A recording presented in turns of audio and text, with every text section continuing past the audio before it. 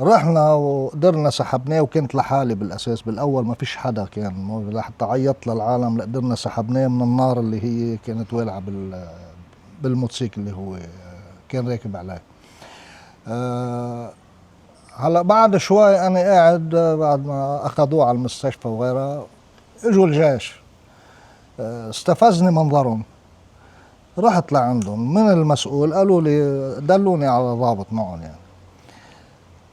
قلت له انتوا شو عم تعملوا هون؟ يعني انتوا شو مهمتكم؟ شو جايين تعملوا انتوا بهالبلد؟ قال انا جاي اوثق. قلت له بتوثق يعني كل شاب بيموت بتقول لهم انه خلص خلصنا من واحد؟ شو بتوثق؟ نحن جينا على بلدنا وكان املنا انه في دولة في جيش بدها تحمينا ونقعد، ونحن ما خصنا لا باحزاب ولا بسلاح بالاساس. فلقينا انه اولادنا عم بيموتوا واحد واحد قدام عينينا، والجيش عم يجي يوثق فقط لا غير.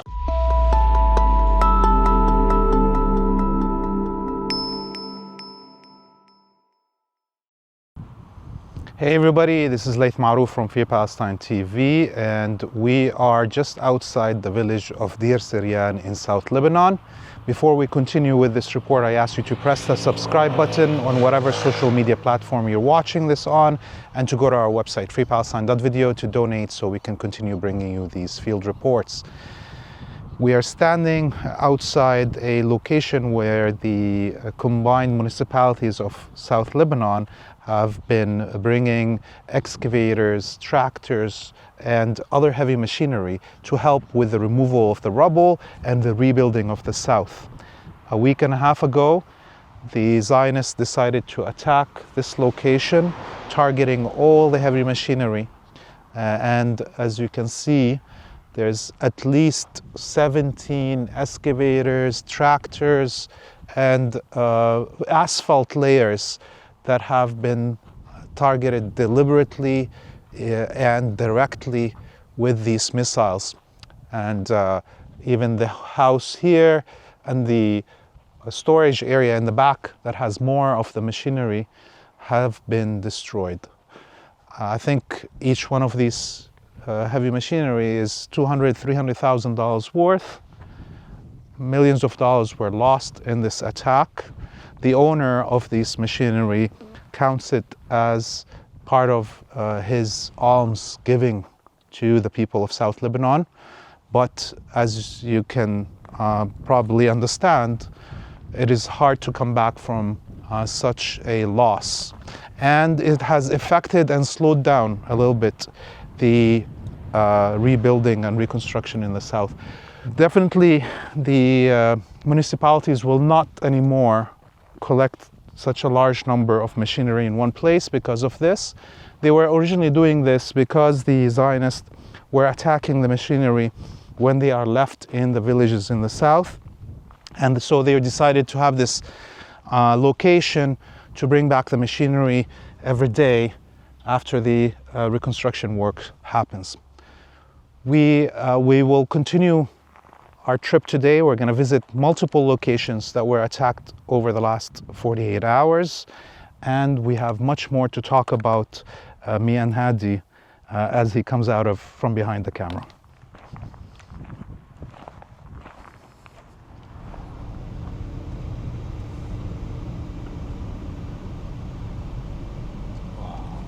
This is more of the machinery.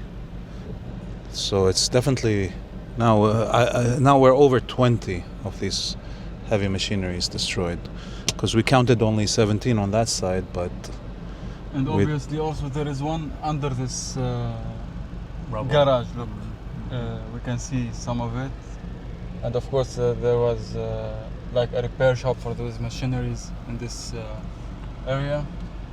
So this is the second graveyard for the excavators in the same village of Deir Seryan. Of course, the Israelis claim that they are striking locations for Hezbollah when they do these airstrikes against these places, and they always claim that they strike some weaponry, some places for missiles, you know, and this is what they always claim, but the reality is that this is what they are striking. civilian places and machineries for the municipalities.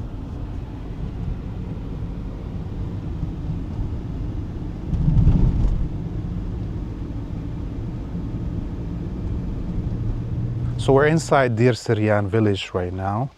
For those who don't understand Arabic, Deir Seryan means the Syrian monastery.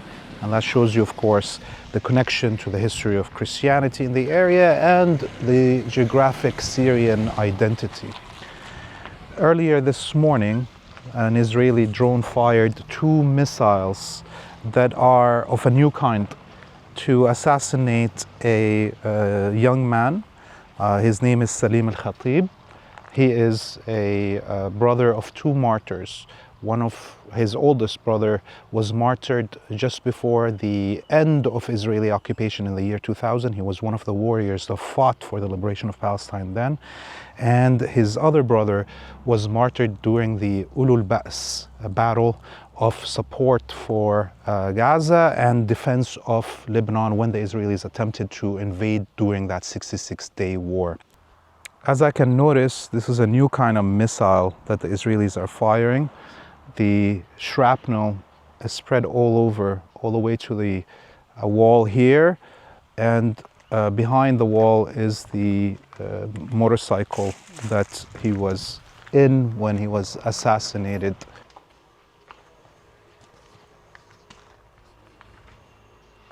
Hadi, the missiles here and the effect on the ground is different than what we've been seeing over the last year and a half in our reporting.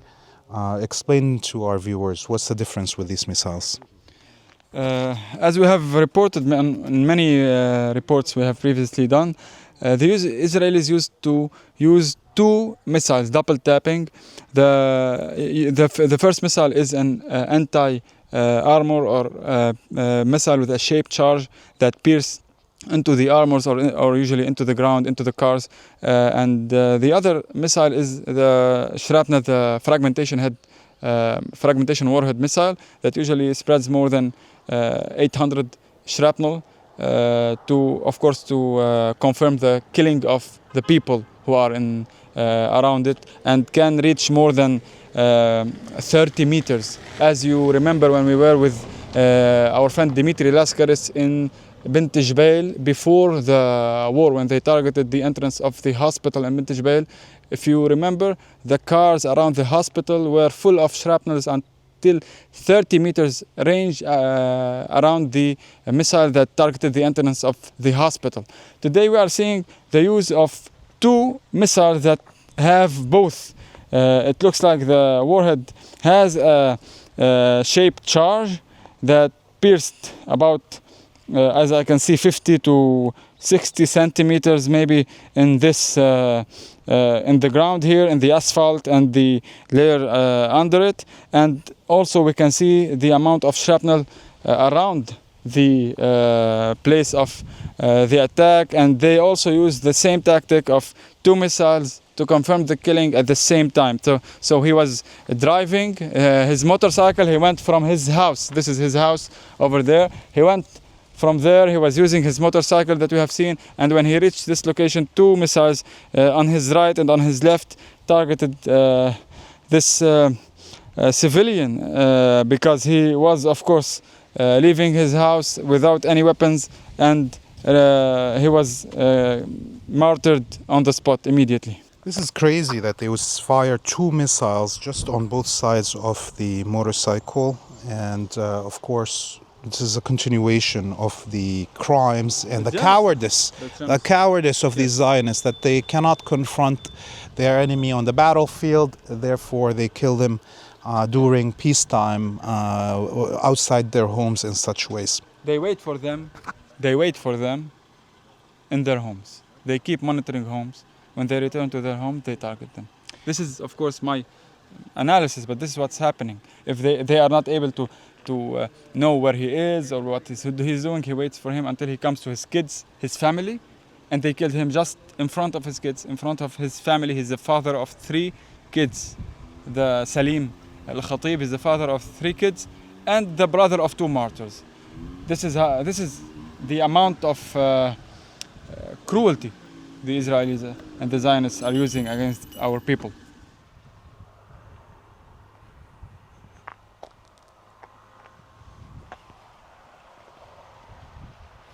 As we were packing up to leave filming here, some of the local villagers came and talked to us.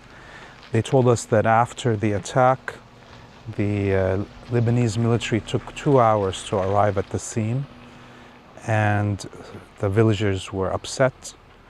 Some of them were telling them, "Why are you here? We need you to be at the border protecting us and our peoples from attacks by the Zionists."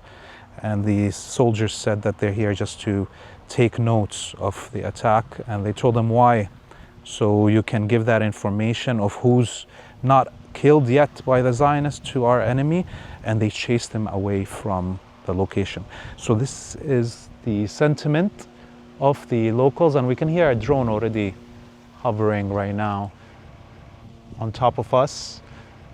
We can't see it, but all over Lebanon today, in the south, in the Bekaa Valley, in Beirut city itself, there's heavy drone activities. We hope the safety and the best for the people of Lebanon, but as long as these drones are flying over Lebanon, there is no peace and no safety.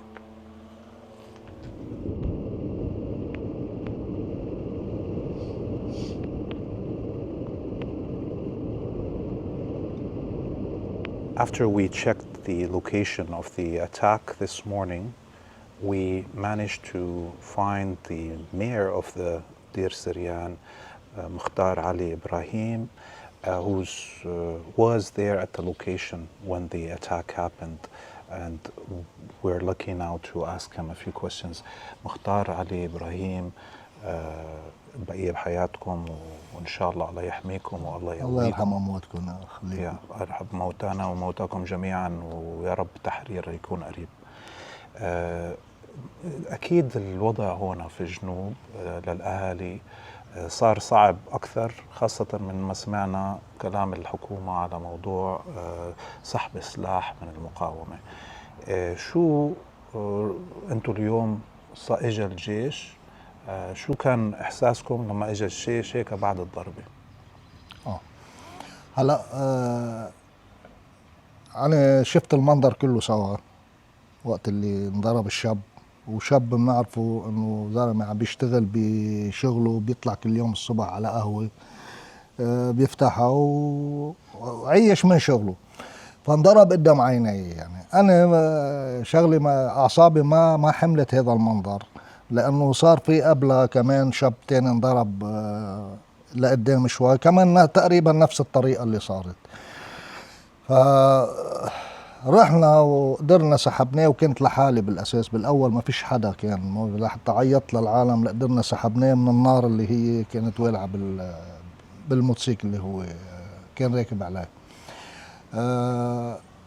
هلا بعد شوي أنا قاعد بعد ما أخذوه على المستشفى وغيرها، اجوا الجيش، استفزني منظرهم، رحت لعندهم من المسؤول، قالوا لي دلوني على ضابط معهم. يعني قلت له انتوا شو عم تعملوا هون؟ يعني انتوا شو مهمتكم؟ شو جايين تعملوا انتوا بهالبلد؟ قال انا جاي اوثق. قلت له بتوثق يعني كل شاب بيموت بتقول لهم انه خلص خلصنا من واحد؟ شو بتوثق؟ نحن جينا على بلدنا وكان املنا انه في دولة في جيش بدها تحمينا ونقعد، ونحن ما خصنا لا باحزاب ولا بسلاح بالاساس. فلقينا انه اولادنا عم بيموتوا واحد قدام عينينا، والجيش عم يجي يوثق فقط لا غير. فانا بتمنى من الجيش وبتمنى من الشعب انه ما عاد يسمح للجيش يجي، ولانه بالنهايه اولادنا هودي الجيش، بتشوف واحد لابس بدله عسكريه ما هن بالنهايه اولادنا. بس اذا ابني بده يشتغل بالاوامر الاسرائيليه، لا انا ما بخليهش يرجع يفوت. يعني اقل شيء بخليهش يرجع يفوت على بيتي، اقل موقف باخذه منه.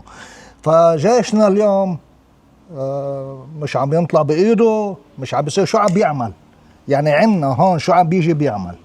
بدنا نفهم هذه الشغله، بدها توصل لرئيس الحكومه، بدها توصل للوزراء، للنواب، لغيرهم، انه هذا جيشنا شو عم بيعملنا، عم بينفذ اوامر اسرائيليه، بيجوا بياخذوا شويه سلاح وشويه بفجروهم.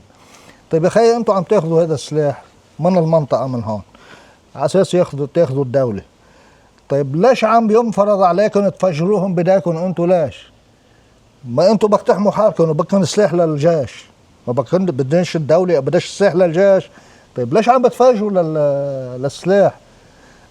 فاذا نحن انبعنا لاسرائيل وخاصه هي المنطقه، الظاهر انه خلص بس الطريقه اللي بدهم يسلمونا فيها لاسرائيل مش عارفين كيف بدها توصل، يعني كيف هي الفبركه للموضوع كيف هو. نحن ما بنرضاش هذا الشيء، حتى لو بدنا نموت بأرضنا، وهذه 100 مرة صرنا قايلينها وألفات المرات. يا خي أنا تمنيت إنه كون أنا محله لهذا الشاب اللي أنا كنت تضربني المسيرة وبكون مرتاح ومبسوط بلا ما تضرب شباب بهالشكل هذا، لأنه شبابنا عم بتروح والجيش عم يترجع لهم. هلا حاليا في ضغط من رئيس الحكومة نواف سلام على الجيش ليحط خطة لسحب السلاح من المقاومة. إذا في رسالة أنت بدك ترسلها للجنرال هيكل، اللي هم في ناس في داخل الجيش بيقولوا هو مو موافق على هذا الشيء، شو الرسالة ممكن تبعتها لجنرال هيكل؟ أنا الرسالة اللي بدي ابعتها إنه خي الدول اللي هي بيقولوا لك راعي السلام هون الدول مش عم تعطي دور للجيش، مش عم تعطيه دور أصلا لحتى نحن نوثق فيه. أنا بدي أشوف عسكري بدي أوثق فيه، بدي لاقيه واقف عم يدافع عني ألا شيء. عرفت كيف؟ أنا وقت اللي بدي أشوف عسكري من الجيش اللبناني بيقرب الجيش الإسرائيلي بيهربوا هن، بدوش يكون عنده غيري على أرضه وعلى عرضه وكل شيء، يعني بيهرب وبيحمل حاله بفل قدام العسكري الإسرائيلي، هذا ما عادش أوثق فيه، بوثقش فيه يعني العسكري. بدي شيء ينعمل إن كان دوليا أو كان من قبل الدولة طالب فيه، إنه يا خيي على القليل يعطوه دور للعسكري، يخلي العالم توثق بهذا العسكري. وإلا كيف بدي أنا أجي؟ لا يجي الإسرائيلي، أنا اللي بقوله بكل صراحة، يجي الإسرائيلي يحكمني، بعرف عدوي حاكمني يا خيي، بعرف كيف بتصرف إذا بقيت طيب، بعرف إنه عدوي. بس أنا الجيش إذا بده يستعمل طريقة إسرائيل تستعمل الجيش، انه مثل ما كانت مستعمله جيش لحد بالمنطقه هون، هلا استعملته بلبنان كله سوا، صار مثله مثل جيش لحد. الجيش اللبناني كله عم تستخدمه اسرائيل مثل ما بدها، من القياده من الحكومه لاصغر عسكري. فانا مواطن كيف بدي اعيش؟ كيف بدي اطمن له انا هذا العسكري؟ هذا صار بالنهايه يعني رح يوصل لمرحله انه هو عدوي بالنهايه. إن شاء الله قيادة الجيش تسمع هالكلام وما ينزلوا بالطريق اللي وصل إليه جيش لحد أو هدول عسكر السلطة في فلسطين اللي هم عم بيتعاملوا مع الإسرائيلية وبقتلوا أهل فلسطين اللي عم بيدافعوا عن الأرض في الضفة. وإن شاء الله الله يحميكم ويقويكم وتتحرر باقي أراضي فلسطين ولبنان من المستعمر. احنا يعني الله يفرجها على هالعالم. نحن بدنا نعيش بالنهاية، نحن بدنا نعيش، بس ما بدناش يا خيي هذا الظلم اللي هو موجود. اللي انا قلت لك وبضلني بكررها، انه انا وقت اللي بدي اشوف شاب استشهد هون، شاب استشهد هون وهو مش حامل سلاح، ما هو مش حامل سلاح، هذا زلمه داير، هذا كانه هذا اللي استشهد هون او اللي استشهد هونيك، هؤلاء اللي قدام عينين احترقوا. عرفت كيف؟ طيب هودي مش حاملين سلاح، طيب على اي اساس عم بموتوا والدوله اللبنانيه عم تغطي؟ وبيجي عسكري بيقول لي انا بدي اوثق. شو بده يوثق؟ شو عم بيعمل؟ شو بوثق العسكري؟ شو عم يعمل؟ يعني بدي افهموا انا شو دوره العسكري اللبناني، شو هو دوره، بس هالقد. خلي يطلع قائد الجيش، تطلع الحكومة، تطلع تقول في دور للجيش اللبناني، إلا أنه اللي أنا شايفه أنه عم يشتغل لمصلحة إسرائيل. إجوا لعندي الطوارئ وحكيناهم بنفس الطريقة، وقال لي أنه عم بيسأل أنه كيف لحتى مثلا شو موقفكم إذا اليونيفيل من اليونيفيل إذا أمريكا وإسرائيل ما جددت لهم. قلت له أنا خيي هذه كذبة إسرائيلية أمريكية، لأنه اليوم اللي مستفيد منكم أنتم هن إسرائيل فقط لا غير. أنتم آلياتكم كلها كاميرات وأجهزة وعم تتنصتوا على كل شيء، ماشيين بالشوارع، ونحن الولد بيعرف والكبير بيعرف هذه الأمور. فإذا هذه كذبة إسرائيلية أمريكية عم بتصير بس ليضغطوا إنه بدهم الفصل السابع وبدهم بدهم شو لحتى يعطوا دور للطوارئ، لحتى يحرقوا هالمنطقة ويحرقوا شعبها وكلهم سوا، يعملوا جيش أمريكاني وجيش فرنسي وجيش. هذه المهمات اللي هن بدهم إياها، يعني عم يضغطوا على الدولة اللبنانية. وإلا أنا شو مستفيد من الطوارئ؟ إذا قوات حفظ السلام بخي مثل ما حكينا إنه خي بيكونوا على طرفي الحدود، قوات حفظ السلام بيحفظوا هون وبيحفظوا هون. أنا وقت الموجود هذا موجود عندي وعم بيضغط علي وداير عم بشوف إذا شو بدي أقول لك، مرتي ما عادش تسترجي تظهر لبرا وهي شالحة عن راسها مثلا، لأنه هن عم بيصوروا كل لحظة. عرفت كيف؟ هذا كيف بدنا نعيش؟ 100 سنة القانون الدولي، الأمم المتحدة، غيره ما نفع لا ولا بينفع ولا عربي ولا مسلم في هذا الكوكب. ما بينفع. يعني الشيء الوحيد اللي حمى لبنان هو قدرة المقاومة وشعبه وعناد شعب فلسطين وشعب لبنان رفضه انه يكون خاضع للاستعمار والاحتلال. نحن أنا بقول إنه اليوم جيش شو اسمه المقاومة، يا خيي خلصت المقاومة عنه، كله شعب مدني. هذا الشعب المدني بده يخلق مقاومة يرجع، مش باسم حزب الله، باسم المقاومة الشعبية اللي هي بتدافع عن نفسها. بالنهاية أنا بدافع عن حالي، عن بيتي، عن ابني، عن مرتي. إذا بدي أعيش مدلول بلاها العيشة، لا بلاها بلا ما أعيش لشو. طيب شو رأيك معناته في خلال الأسبوع الماضي صار في اجتماع بين القوى الوطنية مع حزب الله، منهم القوميين السوريين، منهم الناصريين وغيرهم، يبدو كأنه بداية شيء جديد مثل جمول قبل زمان. هل هذا قصدك يعني انه اذا حزب الله ما قدر يدافع من نفسه عن انه حيطلع من الارض شيء مرة ثانية زي هيك؟ شيء طبيعي، هذا شيء طبيعي انه الانسان بالنهاية ما انا بدي اعيش بكرامتي، واذا بديش اعيش بكرامتي شو حياتي؟ فبدي مش منتمي ولا لأي طرف، بس اذا حدا بده يجي يهاجمني او يتعدى علي او يجي يذلني، لا بموت افضل، وبدي دافع عن حالي مش باسم حدا، باسم مواطن لبناني بدي دافع عن حالي. هلا الله يقويك مختار. الله يخليكم حبيبي.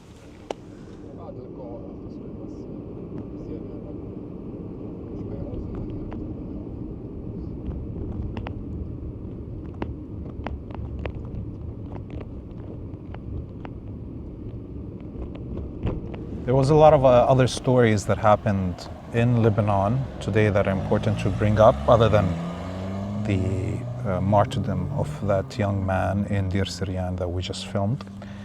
One of them was the handing over of an Israeli prisoner, an Israeli that had crossed into Lebanon during the war. What's the significance of this? Why would the Lebanese government do this right now?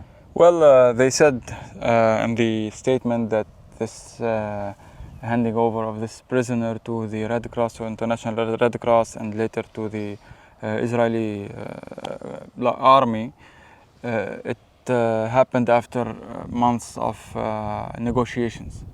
And to be honest, people are asking what were these negotiations for if you were going to hand him to the enemy without any exchange, without anything. Especially that today we have more than 10 to 15 civilians who are still prisoners. They were took either during the ceasefire when they were going back to their borderline villages, and they were captured by the Israelis and imprisoned by the Israelis, who are still occupying many villages in South Lebanon. And after that, and also we still have about 20 and even maybe more prisoners of war heroes of the resistance who were also captured during the fight, during the 66 days war, and also many bodies for many martyrs in Lebanon. Some of these martyrs, by the way, were captured after they succeeded in taking Israeli prisoners, and the Israeli command decided to initiate the Hannibal directive, and they targeted them with the Israeli soldiers who were captured, and later they took all the bodies, and this is why some of the bodies were for the martyrs and others were for the Israelis, because of course after the strikes this is what happens. And this happened in Khiyam and in other places in Bint Jbeil, and so the Lebanese government simply decided to hand this prisoner to the Israelis without any exchange, at least with the civilians who were not Hezbollah, the civilians who were captured while going to their villages in the ceasefire. We're talking not during the war.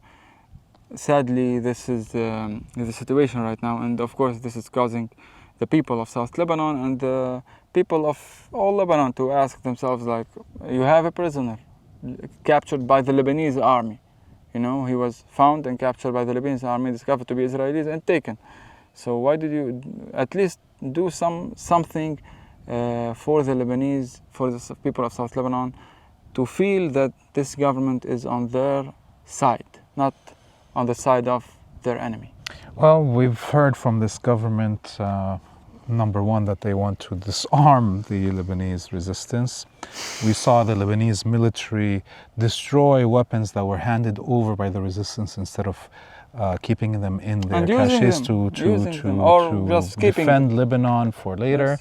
Yes. As we heard from the mayor of Deir Seryan, the people don't feel that the Lebanese government and or the Lebanese military is there to defend them, or is trying to defend them, or is risking anything to defend them. This is the situation. It is raising the pressure within the Lebanese society against these decisions by the government, and this handing over of this prisoner just adds more fuel to the fire of criticism of the Lebanese government. Of course, but after this happens today, the strike here and the other strikes and the handing of the prisoner happened after last night's attacks. This was the first time the Israelis used surface-to-surface missiles to attack positions in South Lebanon by launching missiles from these locations over there. This mountain is one of the locations the Israelis wanted to keep with them, to keep occupying it, but later they withdrew. But right now the Lebanese people cannot go there, and if many times they try to attack even shepherds who go there with their sheep and goats to go there. They were attacked by drones, by Israeli drones, and it was the first time recorded after the ceasefire. During the 66 days war, they used surface-to-surface missiles to attack positions in South Lebanon, and mainly they were using small spike missiles, fired from either a tripod or from above the shoulder. These spike missiles are different, and they are very small, because mini cruise missiles they call them. But now we're talking about bigger missiles, we're talking about bigger warheads. Like HIMARS almost. It's like an Israeli HIMARS, and until now we don't know what's the type of weapon used, but according to what I think, I did some research on the internet last night, it's called the extended range artillery, which is, so they have this system that's put on the Lynx vehicle. It's an Israeli vehicle, and they have a range of 150 kilometers and a warhead of 100 kilograms. And it's a precise munition. It can be used to target positions very precisely using GPS system, basically. And this might be important for them to do this now, because because they basically use this to surprise the people, to make them unaware that of course they are going to be attacked, not like when you have drones and when you have other things, you know how this happens. Well, we are going to continue our coverage. You're still watching Free Palestine TV. This is Laith Marouf with Hadi Hotait. Go to our website, freepalestine.video, to donate, and press the subscribe button on whatever social media you're watching this on. And until we see you next time, we wish you all a free Palestine and a free Lebanon.